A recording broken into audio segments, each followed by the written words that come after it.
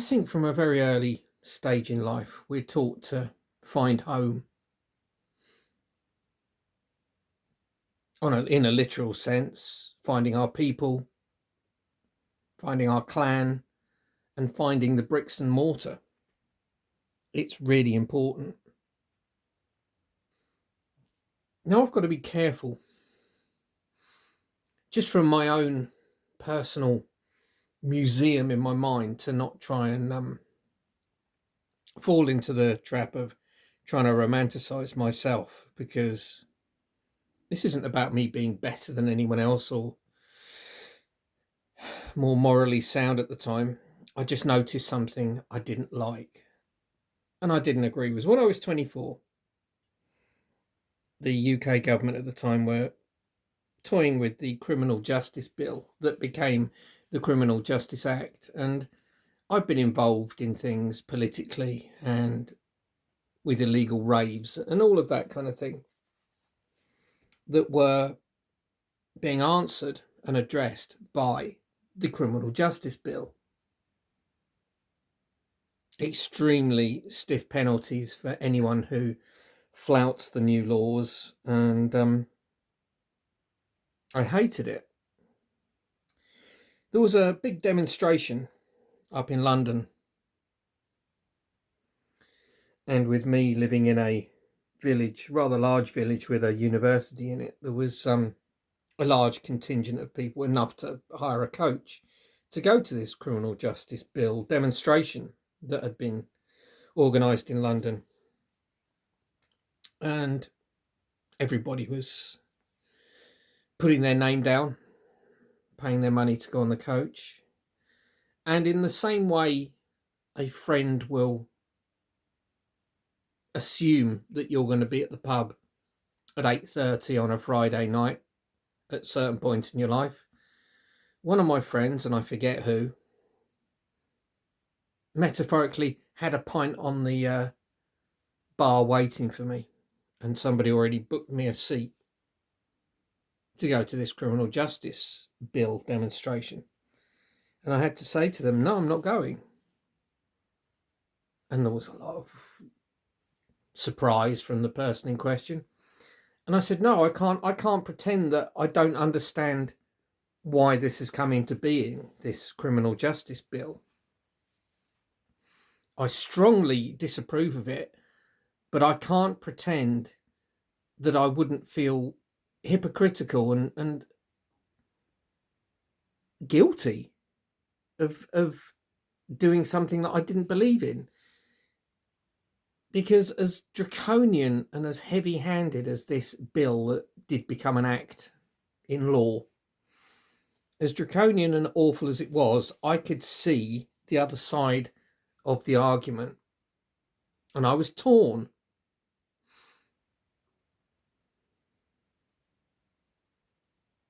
You've only got to have seen the very organised festival scene in the UK, or indeed anywhere around the world, I would imagine. Heads and bodies everywhere for miles between Friday and Sunday, and then Monday afternoon, when everyone's gone, it's just a wall of litter. But there are highly organised teams who are paid to come in, or indeed with something like Glastonbury, you're given a free ticket to be a litter picker, and the place is systematically cleaned, and you wouldn't know anyone had been there aside from the human effect of walking on grass for days on end. You know what I'm saying here. You get a couple of thousand people deciding to have an impromptu rave out in the countryside, set up their decks, set up their speakers, everybody turns up.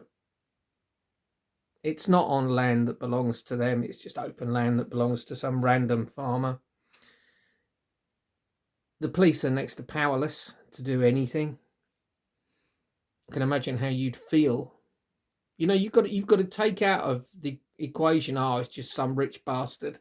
Who cares what they think? No, I'm afraid I'm past that in my life. I understand, or at least I can empathise with what an invasion like that could feel like.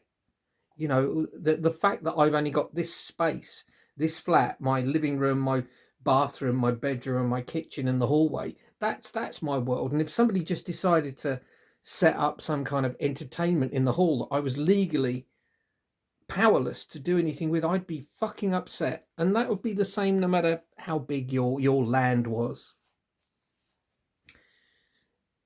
There are certain times in life where people get upset and rattled by a situation.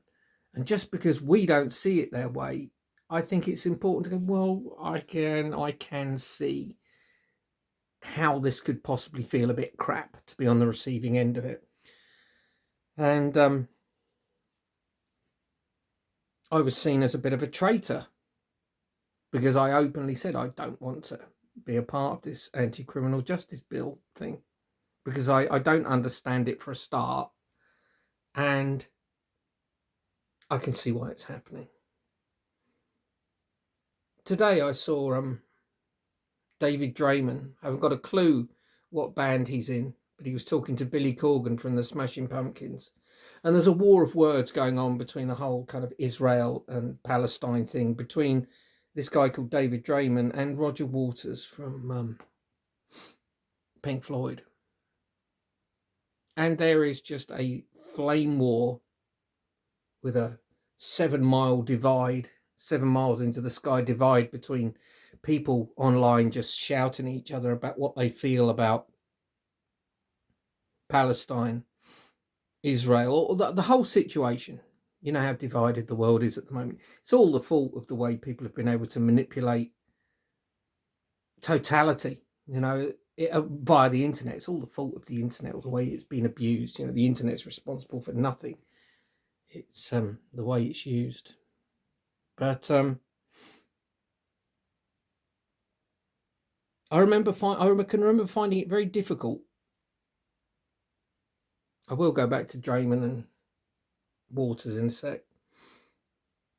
But I've always found it very difficult finding my tribe, as it were.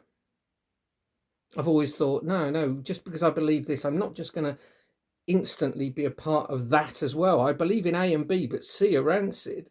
So I cannot have anything to do with it. Anyway, there's this bitter war of words and total character assassination pouring out the mouths of men who are old enough to know better. One in their 50s, I'd imagine, and one in their probably late 70s, early 80s with Roger Waters. And all see themselves as agents of virtue and peace. But they just create division. They don't take the higher ground and say, here's how it is really. We look at it very differently, but we've got to find cohesion and peace between us. So I don't want to be your enemy. I want to be somebody that we joust together. We share ideas and try and find what exists in the common ground that lies between any two extremes. And I started to understand that very young, that the extremes of politics and philosophy that I was involved in didn't occupy some moral superiority. It occupied an extreme of idea, a massive Wikipedia of opinions that were formulated by other people that I stood behind. And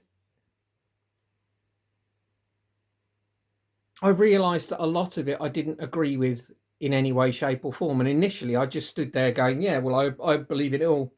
Fuck the lot of you disagree with that. No, I agree with all of this. This massive wall of left-wing rhetoric. It's all mine. It's all me. It covers everything.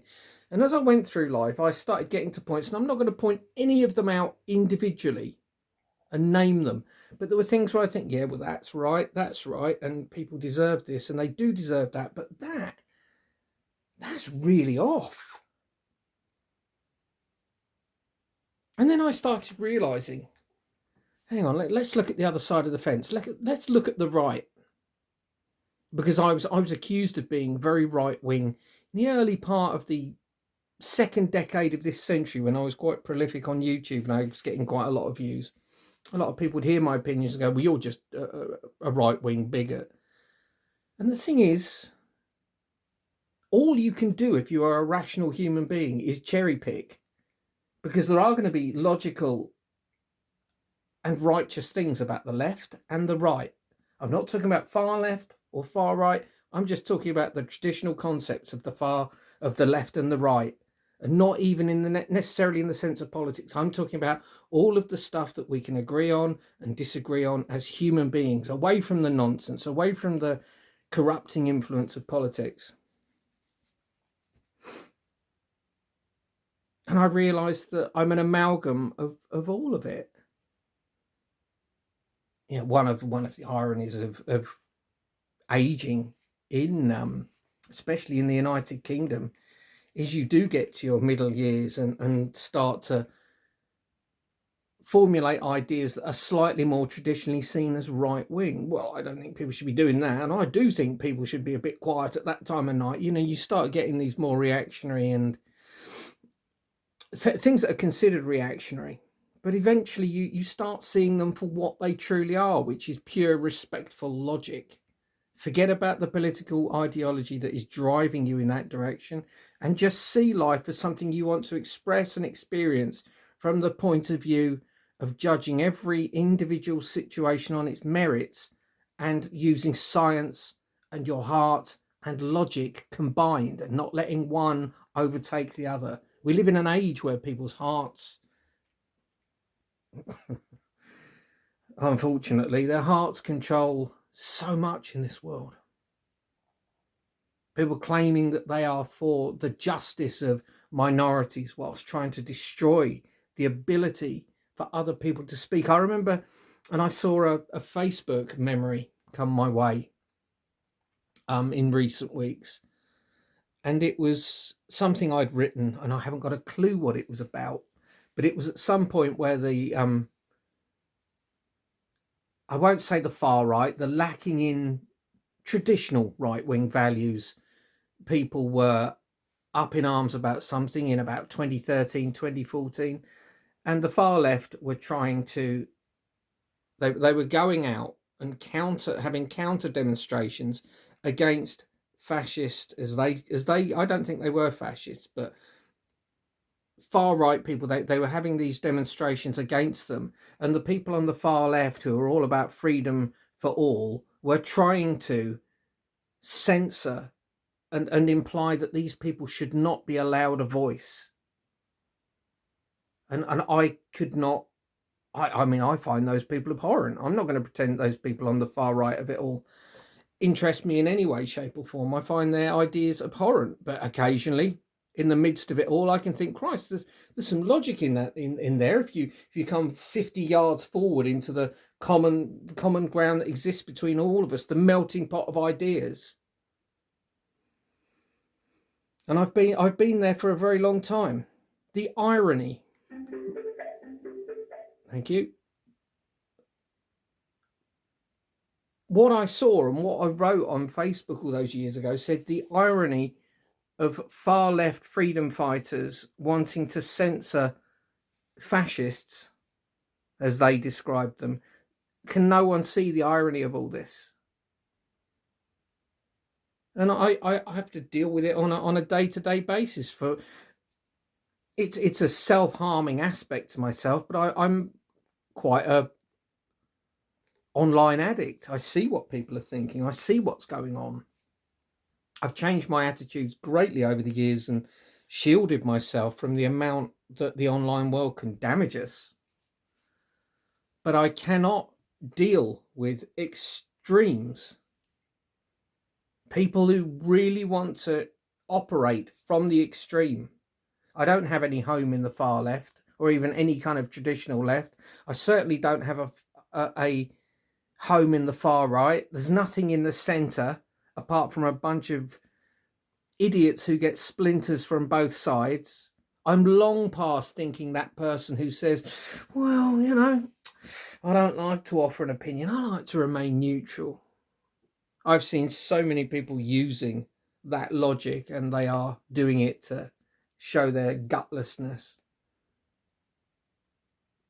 And they end up passively falling down on the side of abuse and bullies with their unwillingness to ever get involved.